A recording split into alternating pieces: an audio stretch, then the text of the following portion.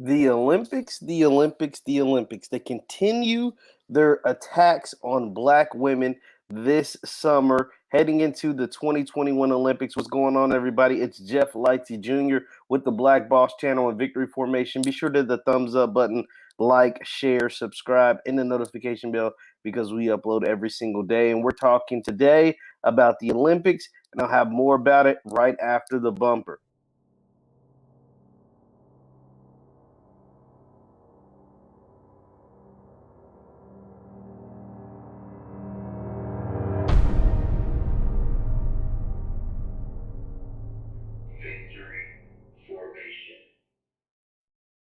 Hey, what's going on, everybody? It's Jeff Lightsey Jr. here with the Black Boss channel and Victory Formation. Be sure to hit the thumbs up button, like, share, subscribe, because we upload every single day. Today, we're talking about the Olympics and their attack on the black woman. Yes, I said it, the Olympics and their disgusting attacks against the black women that are competing and that should be able to participate in the Olympics and show you some of the blatant discrimination towards our sisters. Be sure to hit the thumbs up button as you come in because we're diving into it and some of the just the egregious methods that are being taken place through the Olympics committee and what they are allowing and what they aren't allowing. Now, for those of you who don't know, obviously the 2020 Olympics are happening this summer. You know, the 2020 Olympics were supposed to happen last summer. We had a global pandemic. It postponed it. So now we're having it this summer. One of the stars, one of the main attractions, the biggest attractions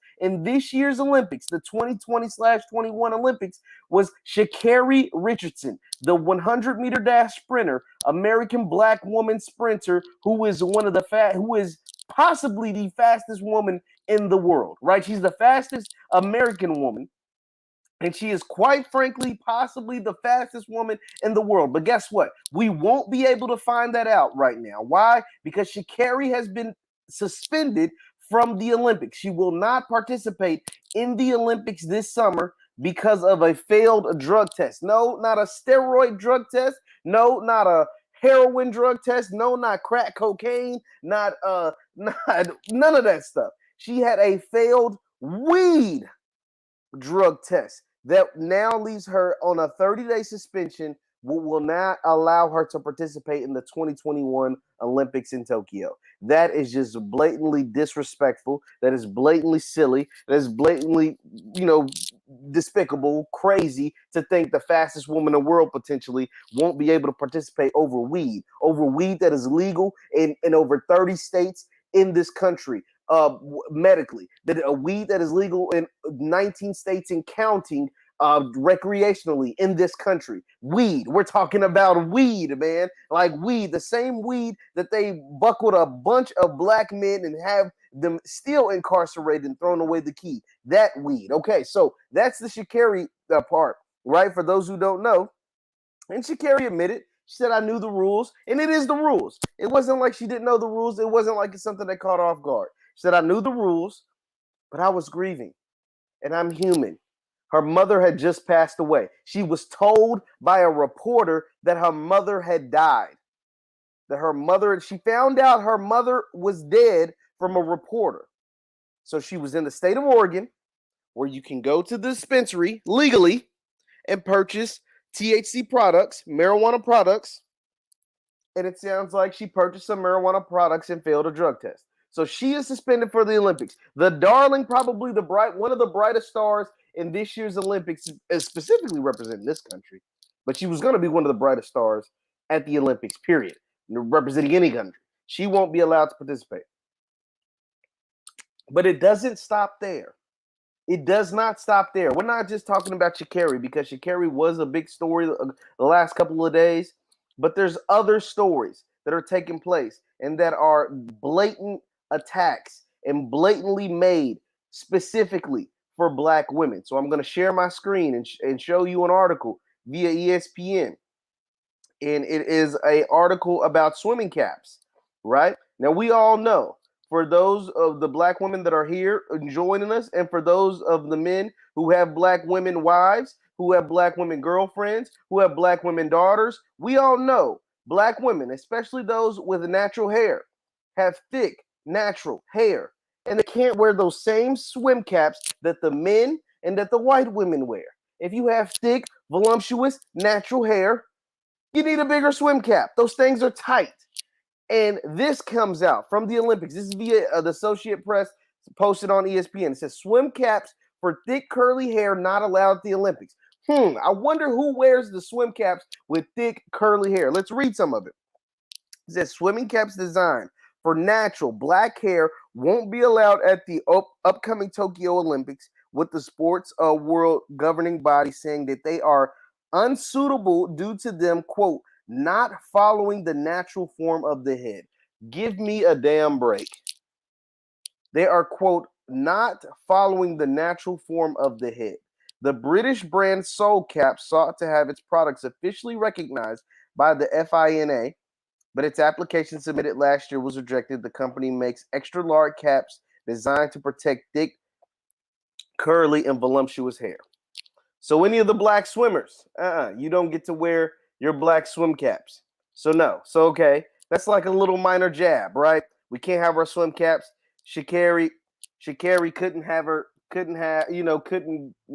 be on the weed or whatever. Okay, cool. That's like these are subtle jabs. These are super subtle jabs, right? It gets better though, guys. It gets better. So I showed you Sha'Carri. I showed you the swim caps. Now listen to this. This is where we're starting to get in the danger zone. This is where I'm about to bring you some examples. I'm about to bring you some examples of where we are starting to get into the danger zone and we're starting to get scary and the blatant attacks on the black woman. It says Namibia female runners banned from the Olympic 400 meters over high testosterone levels. Now listen to this. This is out of Cape Town, South Africa. 2 18-year-old female runners from Namibia won't be allowed to run the 400 meters at the Tokyo Olympics after medical tests show that they have high natural testosterone levels. That makes them ineligible under the continuous rules that have sidelined South African Caster Semenya. The Namibian Olympic Committee said that Friday the two runners, Christine, I don't want to butcher the names, and Patrice have been withdrawn from the 400. They will now focus their full attention on the 200 meters. Namibia Athletics Federation said the World Athletics testosterone rules only apply to events between 400s and 1 mile. Before this year, both teenagers were relatively unknown. But this year, the two teenage women who were born women, that's key right there. They were born women and they have testosterone levels that were too high. Once again, the attack on two young 18-year-old black women. I'm not making this stuff up, guys. It's right here in the article via ESPN from the Associated Press. So you mean to tell me these two women, this is their natural testosterone levels. This is not them taking supplements to become faster. This is not them doing something illegal. This is just who they are. This is the way, as most people would say, God made them. This is their natural bodies, their natural testosterone levels. Everything is all natural. There's nothing altered. There's nothing doctored.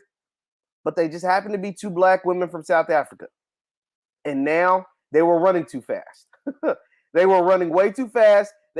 Both of them had potential to win the gold medal this year. And now they're not allowed to run simply because their natural testosterone levels are too fast. These are the attacks. So, okay, we got Sha'Carri. She can't run because she took the weed. Okay, whatever. So Sha'Carri's out. We got the black natural hair, thick cut swim caps are no longer allowed. Okay, because they don't fit the, quote, natural form of your head. So you got to wear the same thing that everybody else got to wear, even though those probably are super uncomfortable, one. And those don't fit the natural form of your head, of the black women's hair who have the thick curly hair. So, okay, so we're doing that. Wow. Okay, another attack. Now we have two female runners who happen to be supremely talented, who happen to be gold medal contenders, who happen to probably go in there, upset the coffee table, turn everything over because they're 18 years old and they're in the Olympics and they probably shouldn't be. They should be in high school somewhere or first year of college. And instead they're running the Olympics to represent their country and potentially take home the gold medal. No, your natural testosterone levels are too high. Because remember, naturally, women have a lower level of testosterone, more estrogen. Men have testosterone. That's why men and women don't compete against each other.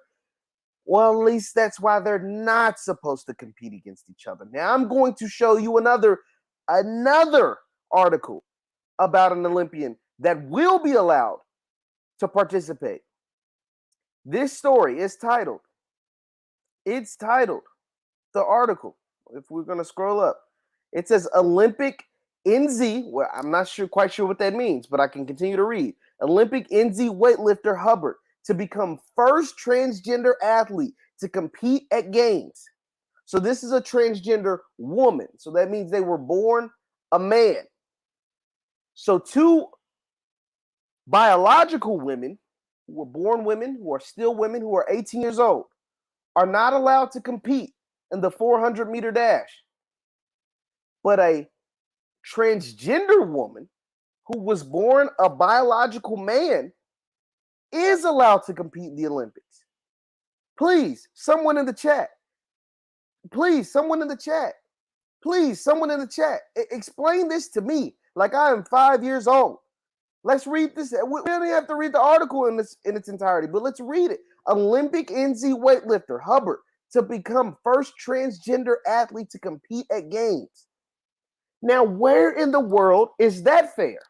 We want to talk about fairness. We want to talk about equality. We want to talk about leveling the playing field, making things even. We have two biological women, 18 years old, just supremely talented. They just happen to be black, and they're supremely talented. Now their, quote, testosterone levels are too high because they were running too fast. But instead, a biological man, let's just call it what it is, who is now a transgender woman, can compete. And not just compete, and compete in weightlifting. Let's read some of this article. It says weightlifter Laurel Hubbard will become the first transgender athlete to compete at the Olympics after being selected by the New Zealand for the women's event at the Tokyo Games. A decision set to reignite a debate over inclusion and fairness in the sport. Hubbard will compete in the super heavyweight category. Her selection made possible by an update to qualifying requirements in May. So they can make an update to the qualifying requirements in May that will allow biological men who are now transgender women to compete against women. But they can't make an update at those same meetings, at those same boardrooms, at those same things that won't allow biological women running as women who happen to have a higher testosterone level for whatever reason, just the way that God made them. They're not taking supplements. They're not taking shots. They're not doing anything to make this happen. It's just their natural being. But they can't compete. But a transgender biological man can. Guys, please tell me on what earth does that make sense? I'm trying to figure it out. I am trying my hardest to understand. Let's continue to read. The 43-year-old, so Laurel Hubbard, the transgender woman who was born a man, is 43 years old, by the way. Let's keep going. The 43-year-old, who will be the oldest lifter at the games, had competed in men's weightlifting competitions before transitioning in 2013. This just keeps getting better, guys. So this person competed with men up until 2013. This person who 9 years ago you would have seen over in the men's bracket. So that means he's strongest. It means they are strong as hell. Come on. This person competed in the men's bracket up until 9 years ago, and now will go against the women. Guys, I mean, I have to be going crazy. This is allowed. This is allowed. But two black women who were born women, who are still women, who have never taken anything illegal, who have never done anything wrong aren't allowed to compete, who would have potentially won the gold medal. They potentially would have won the gold medal. Haven't done anything wrong except for running too fast and testing too high with testosterone. They aren't allowed to compete. But this person who competed with the men up until 2013 and now says that they are a woman, have transitioned, transgender, say that they are a woman, is now allowed to compete with the women on an Olympic stage. I mean, that to me is mind blowing. Let's read some of the quotes. It says, she is our first Olympian who has transitioned from male to female. We don't know that there are many questions about fairness in transgender athletes competing at the Olympic Games, but I would like to take this opportunity to remind us that Laurel has met all the required criteria.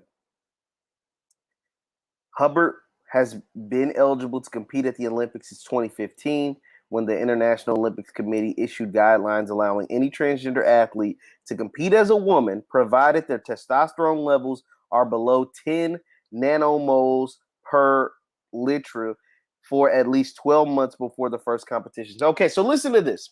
Okay, so remember our two African women who were born women, who are still women, who competed with the women.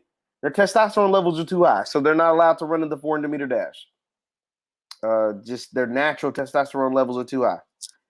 This Laurel Hubbard, who was born a man, who competed with men, was born a man and competed with men up until 2013 and made the transition to become a woman, is now allowed to compete with women because they were able to get their testosterone levels lowered. Now, you ask the question because men naturally produce testosterone, more testosterone women. That's why they have a men's division and a women's division. So how was it that Laurel was able to get their testosterone levels lower? Well, guys, they have to go through procedures to do this.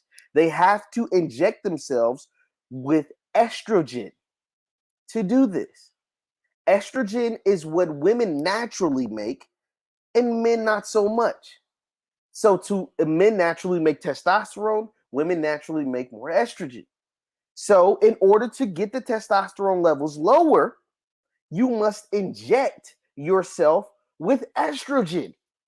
You must take supplements to lower your testosterone levels. So none of that is what we call natural. So that's why they were specific when we read the article about the two South African women. They said their natural testosterone levels were too high. That means they weren't taking any supplements. They weren't injecting themselves with anything. That is just how they are born, how they are wired. But the men or the biological men who have now made the transition to becoming a transgender woman have to take supplements to make that transition. So nothing about that is natural. Nothing about it is natural. It is man-made and you're injected with it. But that is allowed. Somehow, some way, that is allowed. But when you have a natural supplement within you, you get banned. You're not allowed. They don't want you. Guys, in no way, shape, or form does that make any sense. The Olympics have shown, and they have shown a blatant attack and a blatant disregard for the black women in their games, in their Olympic games this year. And I just pray that us as a community will no longer allow this to happen.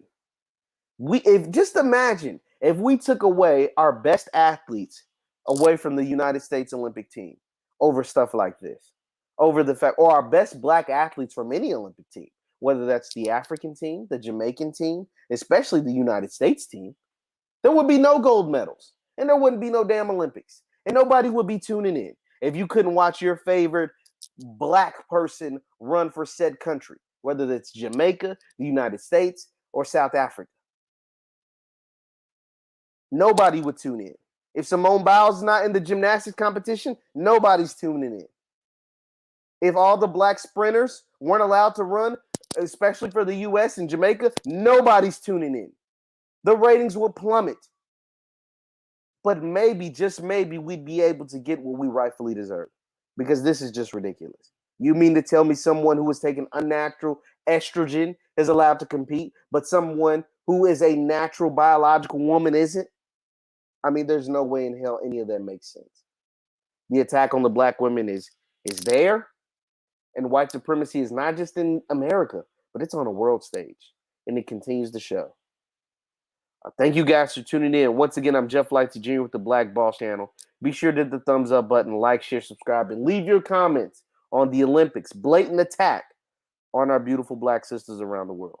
Thank you guys for tuning in once again, and I will see you next time. Peace.